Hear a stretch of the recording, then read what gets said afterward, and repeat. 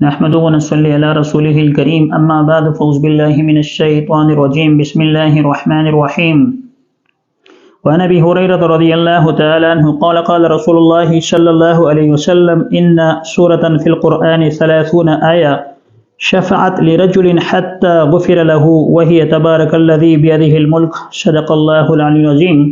حضرت ابو ہریرہ رضی اللہ تعالیٰ عنہ سے روایت مروی ہے کہ آپ صلی اللہ علیہ وسلم نے ارشاد فرمایا، قرآن مجید میں ایک سورت ہے جس میں 30 آیتیں ہیں،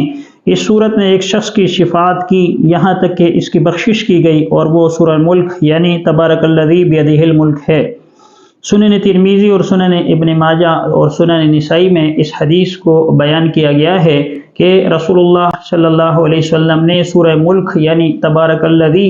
کی فضیلت کے بارے میں فرمایا کہ اس کے اندر 30 آیات ہیں، جب کوئی شخص اس کی تلاوت کرتا ہے تو اللہ تبارک و تعالیٰ اس سورت کے پڑھنے سے اس کی مغفرت فرما دیتے ہیں۔ آپ صلی اللہ علیہ وسلم نے ایک شخص کا تذکرہ فرمایا۔ علماء محققین فرماتے ہیں کہ یا تو رسول اللہ صلی اللہ علیہ وسلم نے جو اس شخص کا تذکرہ کیا ہے کہ ایک شخص نے اس کی تلاوت صبح شام کیا کرتا تھا،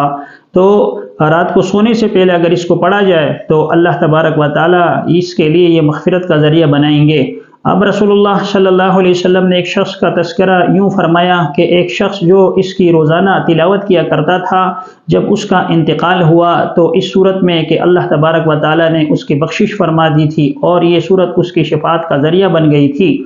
اور بعض علماء کرام اس کے اندر یہ تعویل کرتے ہیں یا اسے اس بات پر محمول کرتے ہیں کہ اگر کوئی شخص ایسا ہے جو روزانہ مغرب کے بعد یا عشاء کے بعد سورہ ملک کی تلاوت کرے گا تو اللہ تبارک و تعالیٰ اس سورت کی برکت کی وجہ سے